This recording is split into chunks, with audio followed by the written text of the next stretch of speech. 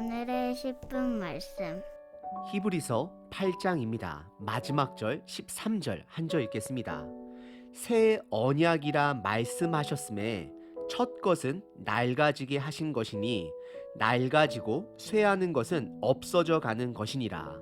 히브리서는 계속해서 예수님이 온전한 대제사장됨을 강조하면서 예수님의 가르침을 떠나서는 안 됨을 경고하고 있습니다. 사실 구약의 역사를 갖지 않은 저와 여러분들에게는 너무나도 당연한 이야기를 반복하는 것처럼 느껴질 수 있습니다. 저와 여러분들은 예수님의 복음을 먼저 받아들이고 구약의 말씀을 통해 그 복음을 다시 한번 확인하는 자들입니다.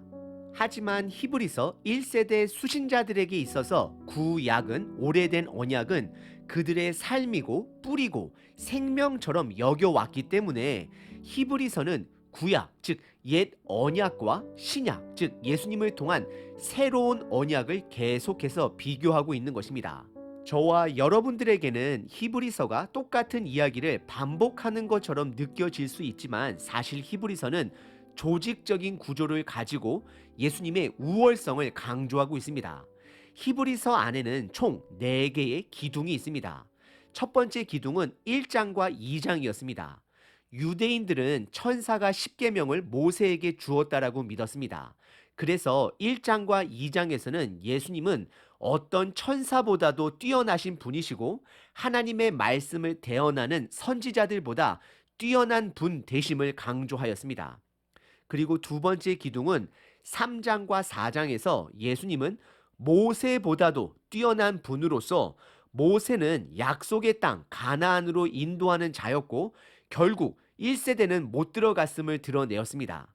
하지만 예수님께서는 약속의 땅을 넘어 저와 여러분들을 새롭게 재창조하심으로 창조주 되신 예수님으로 강조하였습니다. 그리고 세 번째 기둥은 지금까지 살펴본 5장서부터 7장까지 예수님은 레위 지파의 제사장들보다 온전한 대제사장 되심을 강조하였습니다. 그리고 비교 방법은 율법과 지파를 뛰어넘은 멜기세덱을 등장시키며 구약에서 유일한 왕이자 제사장 직분을 감당한 멜기세덱은 예수님의 그림자됨을 강조하였습니다. 그리고 마지막 히브리서의 기둥은 오늘 본문부터 시작되는 8장부터 10장까지 예수님은 성막의 기능을 뛰어넘는 분으로서 그분의 십자가의 희생으로 불완전한 성막 제사의 기능을 완성하신 분이 됨을 드러내고 있습니다. 옛 약속, 구약, 이거는 바로 성막을 중심으로 한 그들의 언약을 말씀하고 있는 것입니다. 성막의 가장 거룩한 곳에는 지성소에 하나님의 말씀 십계명이 들어 있었습니다.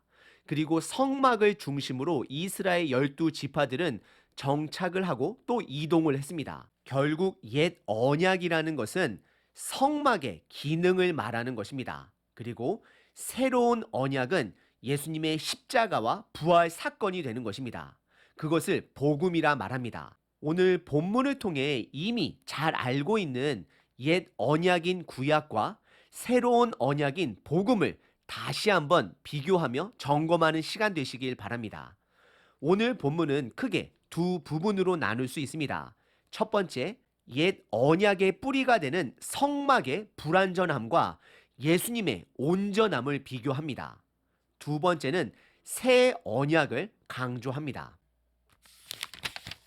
첫 번째 부분은 1절서부터 5절까지 성막의 불완전함과 예수님의 온전함을 비교합니다. 이것은 다시 말씀드리면 구약의 불완전함과 새로운 언약, 즉 복음의 온전성을 비교하고 있는 것입니다. 그래서 1절의 시작이 다음과 같이 시작을 합니다. 지금 우리가 하는 말의 요점은 이러한 대제사장이 우리에게 있다는 것이라. 그는 하늘에서 지극히 크신 이의 보좌 우편에 앉으셨으니 라고 시작합니다. 1절에 예수님을 대제사장이라 표현하며 그는 이 땅의 성막 또는 성전에 있지 않고 보좌에 있음을 말씀하고 있습니다. 보좌는 하나님의 나라를 상징합니다. 보좌는 완성을 말하고 있습니다. 결국 예수님은 불완전한 성막에 거하지 않고 완전한 하나님 나라 보좌에 앉아 계심을 분명하게 말씀합니다. 그리고 2절에 예수님이 섬기는 곳은 이 땅의 성막이 아닌 하나님 나라가 됨을 기록합니다. 제사장은 성막 안에서 섬기는 자로서 예수님도 동일하게 하나님 나라에서 섬기고 있음을 말씀하고 있습니다. 그래서 하나님의 나라를 참 장막이라 비유적으로 표현하고 있습니다. 그리고 이어서 3절서부터 5절까지 이 땅의 성막의 불완전함을 드러냅니다. 3절에 예수님이 대제사장으로서 드려주신 제사는 레위 지파의 제사장이 드린 제사와 다름을 말씀합니다. 예수님은 그분의 생명을 희생 제물로 십자가 위에서 우리들에게 주심으로 단번에 제사를 완성하신 분이십니다. 그리고 그는 다시 살아나셔서 영원히 살아계신 분으로 다른 제사장들이 필요 없음을 4절에서 기록하고 있습니다.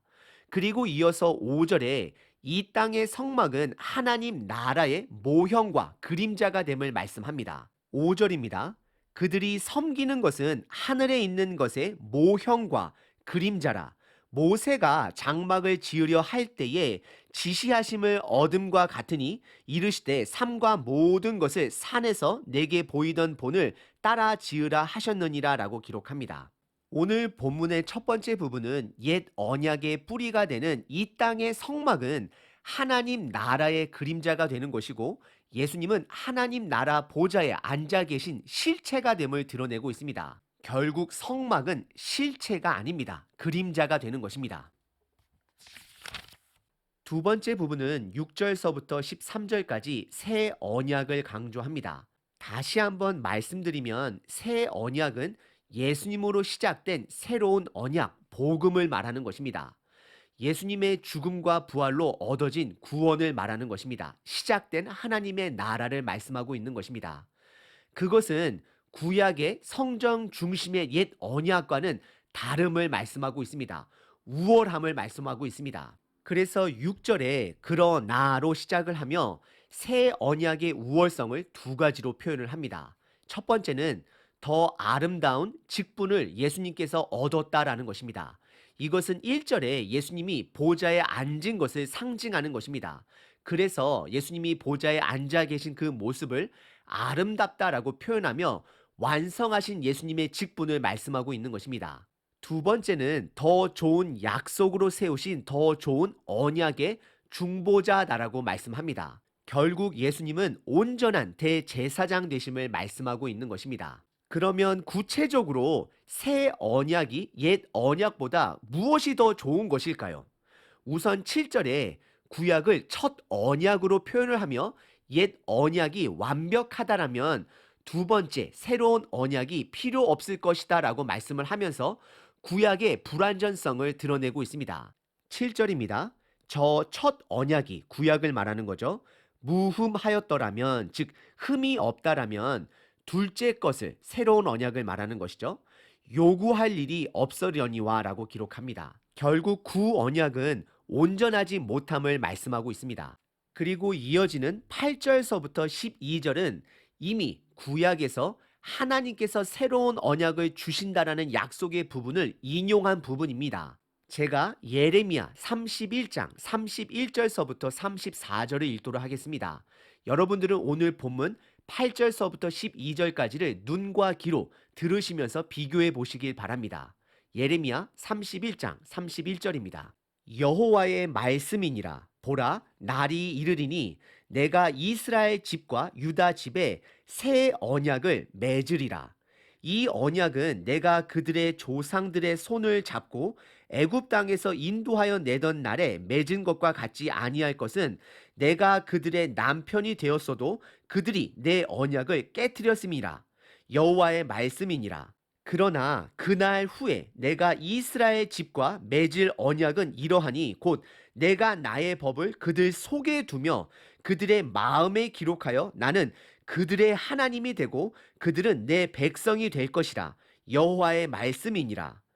그들이 다시는 각기 이웃과 형제를 가르쳐 이르기를 너는 여호와를 알라 하지 아니하리니 이는 작은 자로부터 큰 자까지 다 나를 알기 때문이라. 내가 그들의 악행을 사하고 다시는 그 죄를 기억하지 아니하리라 여호와의 말씀이니라. 아멘. 우선 8절에 보시면 하나님께서는 새로운 언약을 맺어 주실 것을 이미 예전부터 선포하셨습니다. 그리고 9절에서는 이스라엘 백성이 하나님의 언약을 먼저 깨뜨렸음을 말씀합니다. 그래서 하나님은 그들과 함께하지 않았음을 말씀합니다. 그리고 10절부터는 본격적으로 새 언약이 옛 언약보다 왜 월등한지를 네 가지로 설명을 합니다.